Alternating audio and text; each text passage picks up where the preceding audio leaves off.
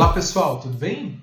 Eu sou o professor Thiago e na aula de hoje a gente vai falar sobre elementos literários, que é o primeiro conteúdo da nossa primeira apostila. Vamos lá? A gente começa o estudo dos elementos literários falando da estrutura do texto poético ou noções de versificação, é a mesma coisa. A gente vai trabalhar basicamente com poemas, porque os poemas são os textos compostos em versos. Como é que a gente percebe que um texto é composto em versos? Pela própria diagramação do texto. O próprio aspecto visual do texto já nos dá essa informação. A estrutura textual já revela que se trata de um texto em versos. Beleza? Vejam ali esse exemplo de um poema do Olavo Bilac.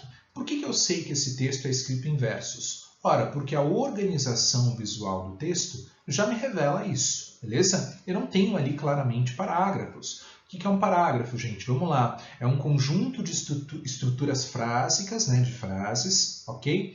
Que vão se sucedendo e ocupando todo o espaço da linha, todo o espaço da margem. Não é o que acontece aqui. A gente tem versos ou linhas poéticas. E, a rigor, cada linha corresponde a um verso. Quando isso não acontece, quando um verso excede o limite de uma linha, a gente precisa assinalar isso de alguma forma.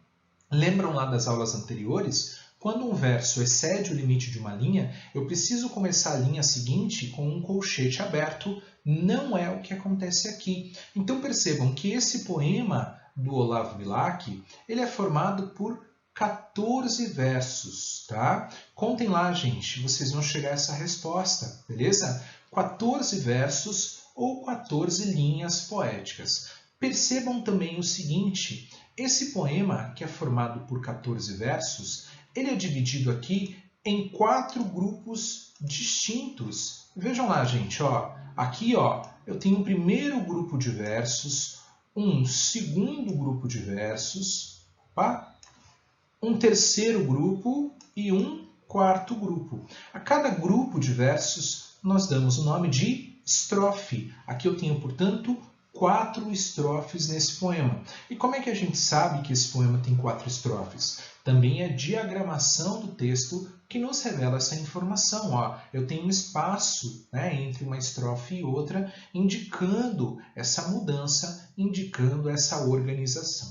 Beleza? Então, um poema ou texto poético é um texto composto em versos e o conjunto de versos forma estrofes. Beleza? Joia? Vamos lá na sequência. Está lá 4 estrofes, 14 versos, tá bom? Esse poema, ele forma aquilo que a gente chama de forma fixa. Depois a gente vai falar mais sobre isso, né? Isso aqui é um soneto, tá, gente? Mas isso é um papo aí para uma próxima aula, tá bom? Numa das aulas anteriores, quando a gente fez a diferenciação entre verso e prosa, a gente falou que uma das características do texto em verso é justamente a sonoridade, a exploração dos aspectos melódicos e rítmicos de um poema, não é isso? Vejam lá, gente. Esse poema do Olavo Bilac, que nos serviu de exemplo, tá? Ele apresenta uma identidade, ok? Uma semelhança sonora entre algumas palavras, uma semelhança fonética entre algumas palavras, beleza? Bom, ao final de cada verso aqui, vocês perceberam que eu acrescentei uma letra. Essas letras aqui, elas indicam o esquema de rimas do poema, ok? Bom, o esquema de rimas é uma espécie de desenho da estrutura das rimas que compõem um poema. Então vejam lá, por exemplo, ó, cheguei, chegaste, vinhas fatigada e triste e fatigado eu vinha. Perceba que o fatigado aqui, gente, ó, vai rimar com quem? Fatigada vai rimar com povoada. Ó, esse som aqui, ó, ada, não é isso? Ele se repete, existe aqui uma sonoridade semelhante, entre as palavras fatigada e povoada. Então, como é que a gente procede? No primeiro verso, a gente sempre começa com a letra A, tá? A gente vai colocando as letras aí na sequência do alfabeto, beleza? Ó, na segunda linha poética, no segundo verso, a gente tem lá a palavra vinha. Vinha não rima com fatigada. Vinha vai rimar com quem? Com tinha, que é o quarto verso. Beleza? Está aqui a semelhança sonora. Aí na sequência, a estrada rima com fatigada. Eu vou repetindo as letras à medida que os sons se repetem. Minha rima com vinha, rima com tinha, ó, som B, né? Deslumbrada, A de novo. Continha, letra B, beleza? Então, o esquema de rimas aqui, ele vai dando essa sequência, AB, AB, AB, AB, beleza? No primeiro terceto, o terceto, gente, é uma estrofe formada por 3 versos, tá? A estrofe formada por 4 versos é um quarteto. Então, vejam lá, no primeiro terceto, ó, partida é um som novo. Por quê? Não rima com fatigada e nem com vinha. Portanto, o que a gente faz? Coloca a próxima letra na sequência alfabética, que é a letra C, tá bom?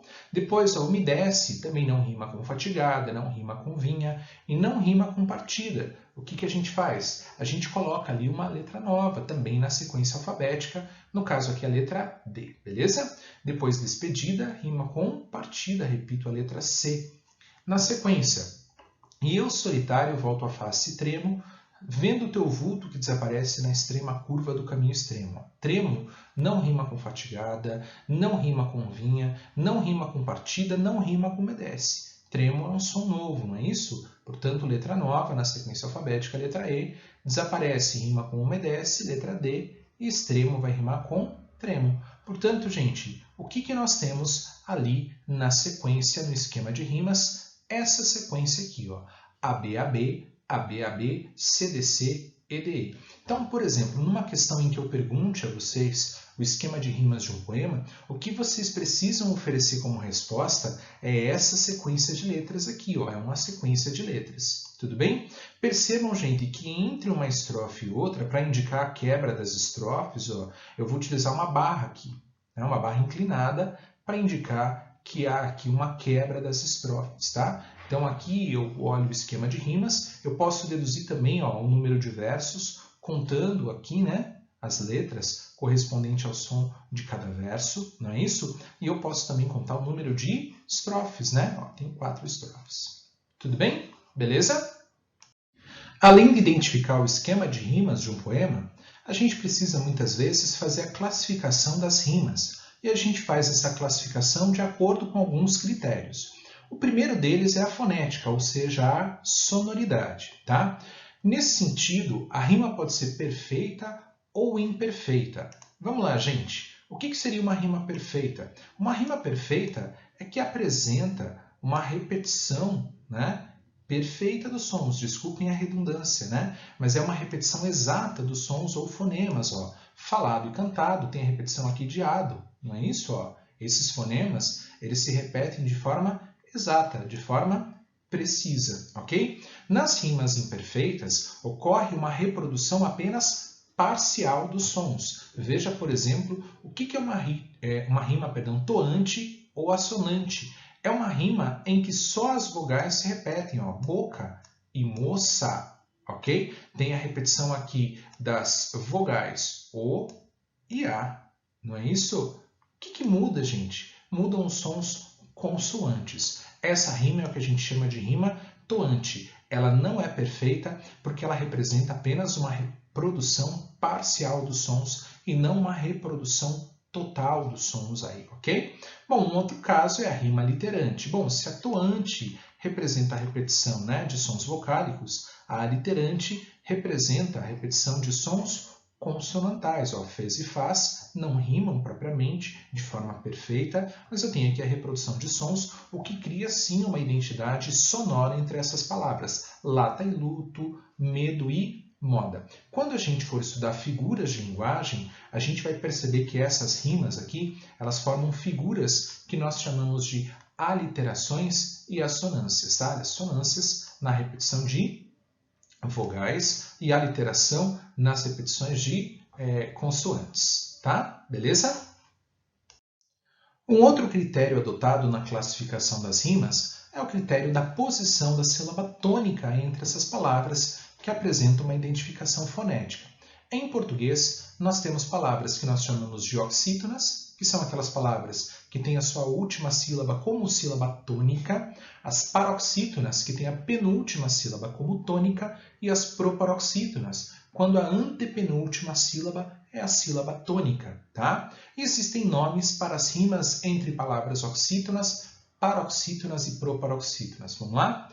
Uma rima aguda é aquela que acontece entre palavras oxítonas, beleza? Perceba, gente, que para a palavra ser oxítona, ela não precisa necessariamente de um acento gráfico, tá? A acentuação fonética já é suficiente. Vejam lá, então aqui rimou-se céu com chapéu, né? Ó, a última sílaba, cantor com pintor, coração com animação e assim por diante, beleza? Então, rimas agudas. A rima grave ocorre entre palavras paroxítonas. Aliás, as palavras paroxítonas são as mais comuns em língua portuguesa, né? Ó, cedo e medo, duas rimas, né?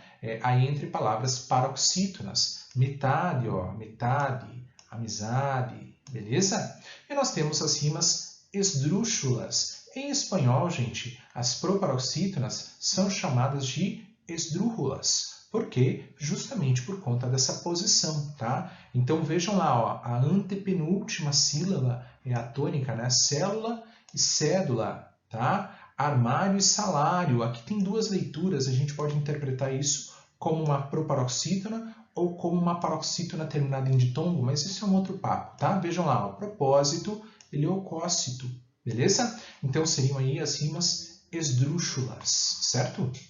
É possível classificar as rimas também em relação à sua posição no verso. Nesse sentido, só há dois tipos de rimas, as rimas externas ou as rimas internas. As rimas externas, elas são as mais comuns. A rima externa é aquela que se dá, entre as palavras que fecham o verso. Quando a última palavra de um verso rima com a última palavra de um outro verso, a gente tem a rima externa.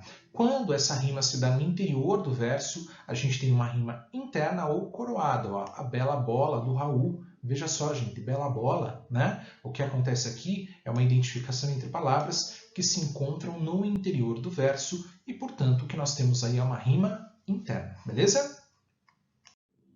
Uma última maneira de classificar as rimas é em relação à posição que elas ocupam no interior da estrofe, e isso é bem importante. Percebam ali, gente, que existem rimas que nós chamamos de alternadas e cruzadas, porque formam essa sequência aqui, ó, no interior da estrofe. Eu acho que vocês estão lembrados que o poema que serviu de referência para a gente no começo da aula apresentava justamente essa sequência de rimas. São chamadas de alternadas ou cruzadas porque existe aqui uma alternância, né, entre as rimas. Perceba lá, o meu amor não tem a primeiro som, né, primeira letra, nenhuma não rima com tem, ó.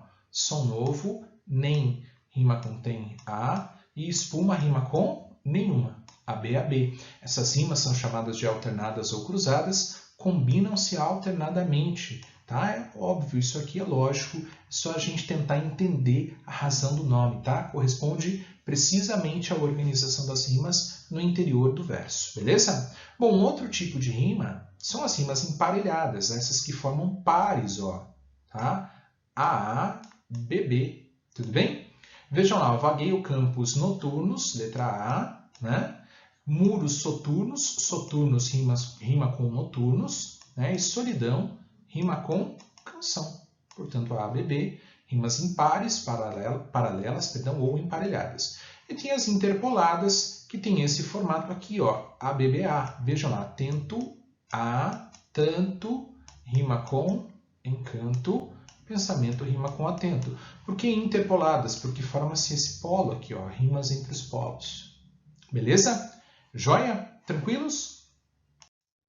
E por fim, gente, nós precisamos falar sobre o que são versos brancos ou soltos. Versos brancos são versos que não rimam entre si, tá? Mas isso é possível? Sim, isso é possível. Professor, mas para um poema ser chamado de poema, ele precisa apresentar rimas? Não necessariamente. As rimas são um recurso amplamente utilizado, tá? E até o início do século XX, o entendimento geral consolidado era de que o poema tinha que apresentar rimas, né?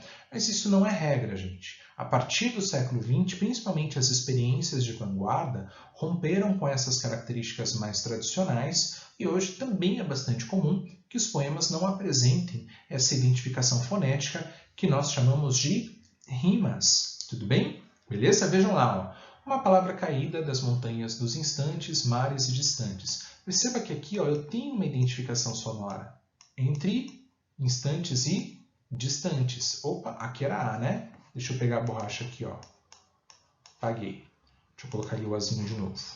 Tá? Mas esses versos aqui não rimam entre si. A gente chama esses versos aqui de versos brancos ou soltos, porque não apresentam rimas, tá bom? Pessoal, boa parte do conteúdo dessa aula eu tirei desse site aqui, chamado Norma Culta, né? Bem interessante, sugiro que vocês pesquisem, né? Deem uma olhadinha no site sempre que vocês precisarem de algum conteúdo relativo à língua portuguesa, tá bom? Qualquer dúvida aí estamos à disposição, a gente se comunica aí via plataforma, tá bom? Um abraço, até a próxima aula, tchau, tchau!